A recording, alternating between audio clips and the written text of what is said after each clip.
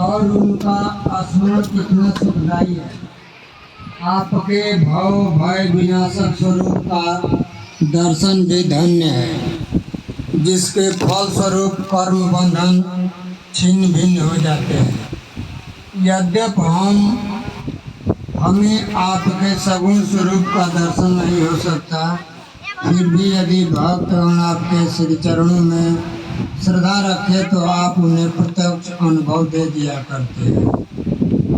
आप एक अज्ञान आकर्षण शक्ति द्वारा निकट या दूरस्थ भक्तों को अपने समीप खींचकर उन्हें एक दयालु माता की नई हृदय से लगाते हैं। ये साईं, भक्त नहीं जानते कि आपका निवास कहाँ है, परंतु आप इस कुशलता से उन्हें प्रेरित करते हैं, जिसके परिणाम स्वरूप भाषित होने लगता है कि आपका अभय हस्त उनके सिर पर है और यह आपकी कृपा दृष्टि का परिणाम है कि उन्हें अज्ञात सहायता सदैव प्राप्त होती रहती है। जब आप साईं की भक्ति करने लगेंगे नियम पूर्वक निष्ठा पूर्वक, आपको घर में लड़का बीमार है पता ही नहीं चलेगा कि उदय से ठीक हो गए। अज्ञात हमेशा सहायता करते हैं, बाबा की राग से ही ठीक हो जाएगा। खूब परेशान है। हाँ, जैसी श्रद्धा जैसा विश्वास होता है वैसा ही फल मिलता है।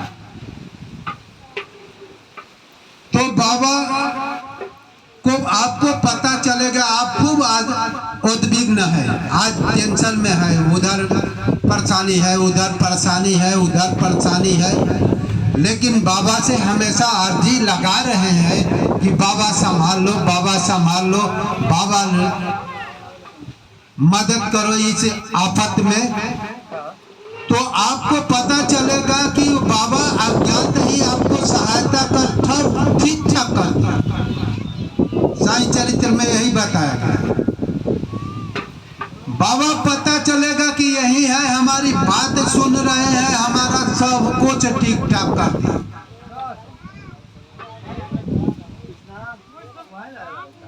और भक्त को विश्वास होने लग, जब भक्ति दृढ़ होने लगेगी तब भक्त को विश्वास होने लगेगा कि बाबा हमारे साथ है, बाबा हमारे साथ हर समय हर कदम में पर मिलाकर चलते हैं, हमारा हर कार्य करते रहते हैं, अज्ञात मदद करते रहते हैं, अज्ञात हमेशा हर तरफ से बचाते हैं, कहीं आफत से बचा लेते हैं, कहीं से बचा लेते हैं। बाबा की ऐसी शक्ति है, जो बाबा का भक्त है ये महसूस करता है और जानता है कि बाबा मुझे बचा लेते हैं।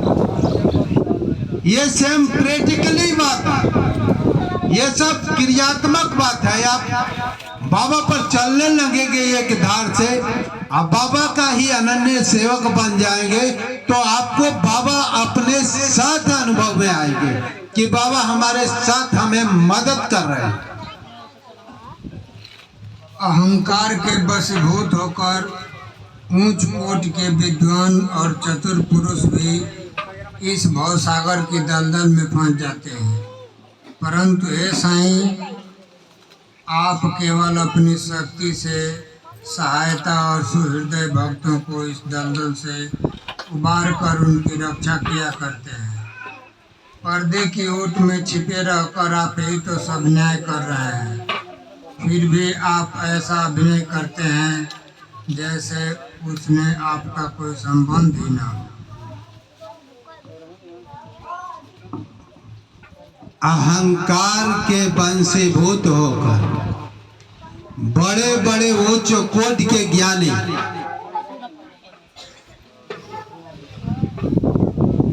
बड़े बड़े उच्च वेद शास्त्र उपनिषद गीता रामायण सब कुछ कंठस्थ है,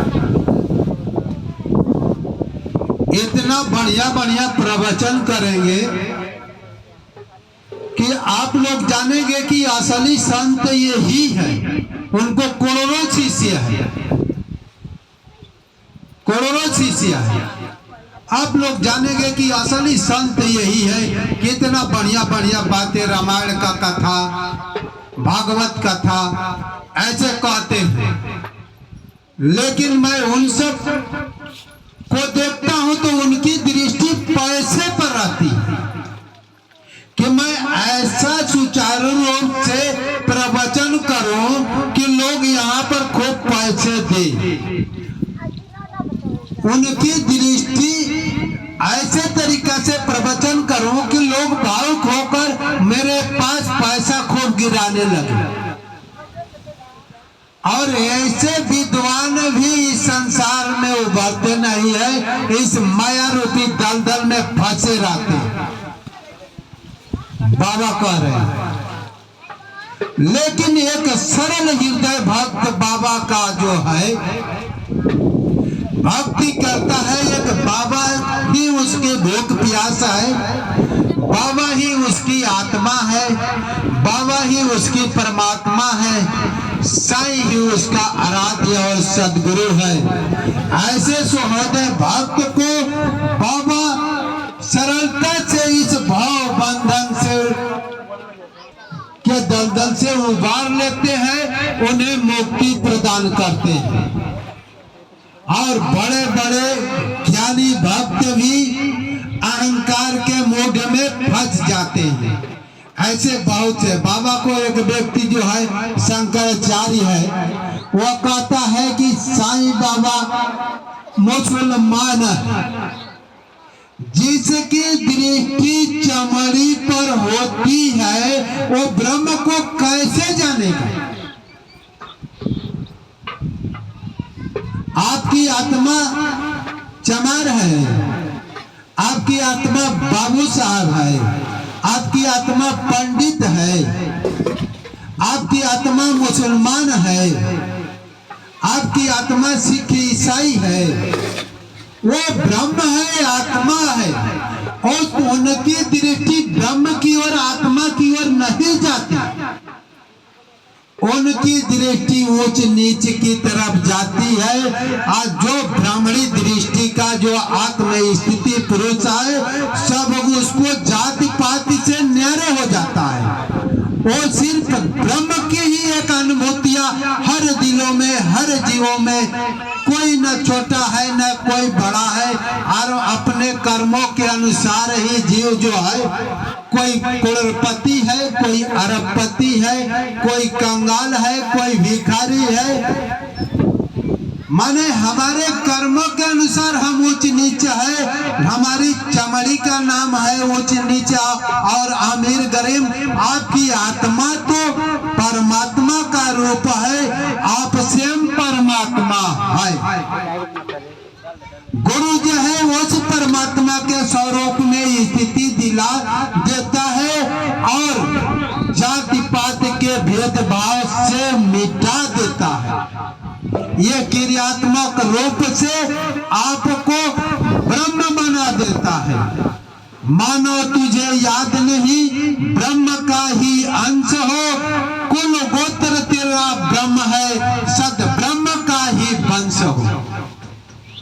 हम ईश्वर का वंश है, उस ईश्वर रूपी वंश से हमको स्थिति दिला देता है, मिला देता है कि तुम परमात्मा का बेटा हो, राजकुमार हो, तुम इस दुनिया का मालिक हो। ऐसी स्थिति में पहुंचा देता है। लेकिन जो उच्च कोटि के ज्ञानी है, चमड़ी तक सीमित है, वो नहीं जानता है कि हमारी आत्मा ही परमात्मा है। उसकी दृष्टि भौतिक दृष्टि है और परमात्मा प्रकृति से परे है। प्रकृति पार उर्वासी, जहाँ ब्रह्म निरज निरही अविनाशी, वह परमात्मा, वह आत्मा प्रकृति से परे है, मन बुद्धि इंद्रियों से परे है। और उसकी क्रिया दिलाकर उस प्रकृति के परे आत्मा में सदगुरु स्थिति दिला देता है। आपको भगवान की स्थिति दिलाकर सदा के लिए जीवन मुक्त कर देता है। ऐसी स्थिति वाले पहुंचाने वाले हमारे सदगुरु है। इस शरीर से आपको निकाल कर स्वयं प्रैक्टिकल कर दिखा देगा कि तुम चमड़ी नहीं हो, तुम जाति पात नहीं हो, तुम एक आत्मा हो, ब्रह्म हो, सुख की राशि हो, अविनाशी हो, चैतन्य हो। तुम्हें कोई सुख दुख छू नहीं सकता, ऐसा तेरा जीव का स्वरूप है। मेरे बताए नियम अनुसार चलो, उस ब्रह्म की स्थिति में मैं पहुंचा देता हूं। सदगुरु ऐसे पहुंचे हुए संत थे। ऐसे संत को भगवान कहा जाता है। और चमड़ी की परख करने वाले कौन हो गए?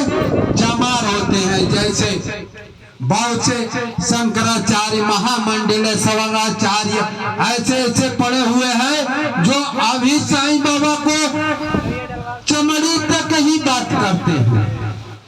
वो ब्रह्म की स्थिति को नहीं जानते। जब ब्रह्म की स्थिति तक जाएंगे तो भाई साईं बाबा को मुसलमान कह ही नहीं सकते। उसमें तो भगवान दिखेगा, आत्मा दिखेगी, ब्रह्म दिखेगा।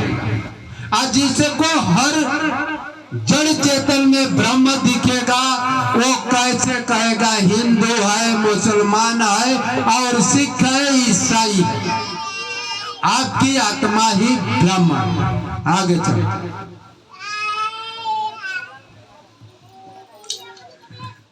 कोई भी आपकी संपूर्ण जीवन गाथा न जान सका, इसलिए यही श्रेयकर है कि हम अनन्य भाव से आपके श्री चरणों की शरण में आ जाएं और अपने पापों से मुक्त होने के लिए एकमात्र आपका ही नाम स्मरण करते रहें। आप अपने निष्काम भक्तों के समक्ष इच्छाएं पूर्ण कर उन्हें परमानंद की प्राप्ति कर दिया करते हैं। केवल आपके मधुर नाम का उच्चारण ही भक्तों के लिए अत्यंत सुगम पथ है। इस साधना से उन्हें राजसिक तामसिक गुणों का ह्रास होकर सात्विक गुणों का विकास होगा। इसके साथ साथ उन्हें क्रमशः विवेक, वैराग्य और ज्ञान की प्राप्ति हो जाएगी।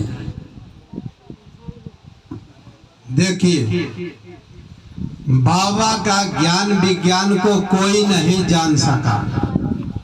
बाबा को स्थिति को कोई नहीं जान सका, लेकिन इनका एक सरल हृदय भक्त जो है बाबा की स्थिति को जान जाते हैं। बाबा क्या है? बाबा से जब आप भक्ति करने लगेंगे, प्राणों से अधिक चाहने लगेंगे, तो बाबा अपने आप जना देते हैं कि देखो तुम शरीर नहीं हो, तुम आत्मा हो, तुम ब्रह्म हो। और जब ऐसे दिखा देंगे, जना देंगे, हमको तो 2-3 बार इस शरीर से बाहर निकाल दिए और कहे कि देखो तुम्हारा शरीर रूपी कपड़ा वहां पड़ा हुआ है। इस कपड़े को समझते हो कि ये अमीर है, गरीब है। भाई शरीरों को न कहते हैं कि हम फलाना है, शरीर का ही नाम ना है कि मैं फलाना हूँ। आत्मा का तो नाम है नहीं, लेकिन इस शरीर को ही लेकर हम बहुत गरीब हैं, बहुत कमजोर। धनी है तो मैं बहुत धनी हूँ, लेकिन इस वस्त्र की महत्ता हम देते हैं। और जब बाबा आपको दिखा देंगे कि भाई देखो तुम शरीर नहीं हो, मैं तुम्हारी आत्मा को दिखा रहा हूँ इस शरीर से बाहर निकाल कर, देखो अपने शरीर रूपी कपड़े को। ऐसे मेरे को बाबा मुझे दिखाते हैं, देखो तुम शरीर नहीं हो, इस कपड़े के लिए तुम समझते हो कि मैं बहुत रोगी हूँ। इस कपड़े में बीमारी लगी है, तुम्हारे में बीमारी लगी ही नहीं है। तुमको बीमारी छू ही नहीं सकता। तुम मेरे बताए ही युक्ति के अनुसार तुम आत्मा को प्राप्त हो जाओ, सदा के लिए तुम्हारी बीमारी दूर हो जाए। तुम शरीर ही नहीं रहोगे तो बीमारी कैसे लगेगी? बाबा इस समय शरीर में नहीं है, फिर ये मदद करते हैं ना। यहाँ पर बहुत से लोग आते हैं, चमत्कार कर देते हैं।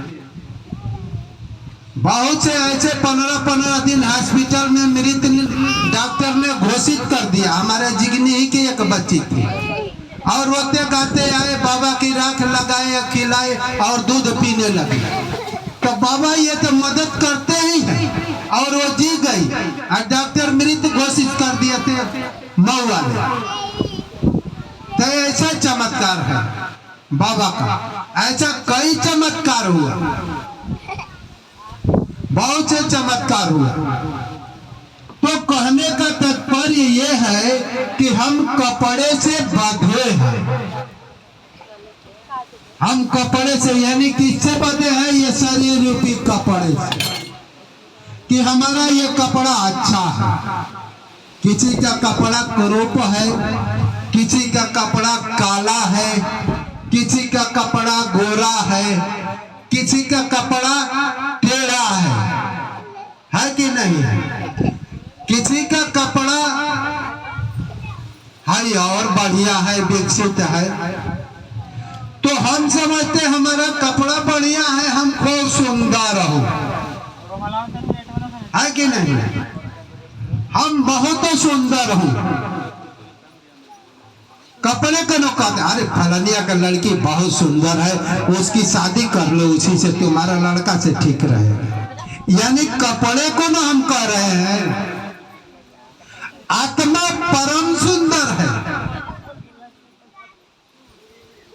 फलाना का लड़का अच्छा है, बहुत बढ़िया कमाता है, तो कौन कमाता है? कपड़ा कमाता है, वस्त्र कमाता है।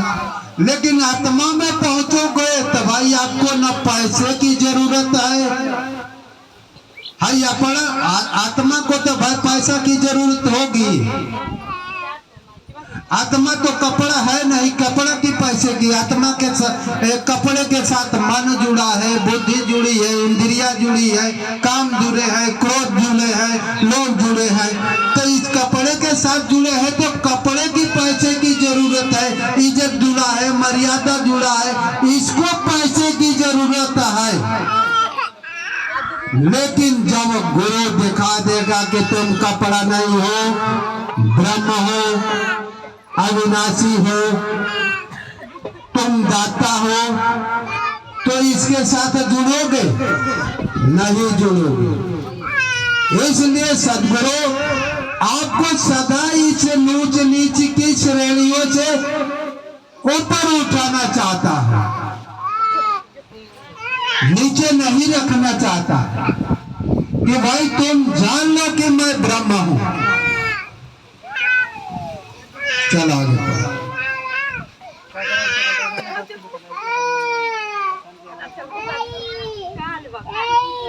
तब उन्हें आत्म स्थित होकर गुरु से भी अभिन्नता प्राप्त होगी। और इसका एक दूसरा अर्थ है गुरु के प्रति अनन्य भाव से शरणागत होना। इसका निश्चित प्रमाण केवल यही है कि तब हमारा मन स्थिर और शांत हो जाता है। इस शरणागति भक्ति और ज्ञान की माता अद्वितीय है, क्योंकि इनके साथ ही शांति, वैराग्य, कीर्ति, मोक्ष इत्यादि की भी प्राप्ति सहज ही हो जाती है। यदि बाबा अपने भक्तों पर अनुग्रह करते हैं तो वे सदैव ही उनके समीप रहते हैं, चाहे भक्त कहीं भी क्यों न चला जाए, परंतु वे किसी न किसी रूप में पहले ही वहां पहुंच जाते हैं। यह निम्नलिखित कथा से स्पष्ट है। बोलिए सदगुरु साईनाथ महाराज की जय। अब यहीं से हम विराम देता हूं।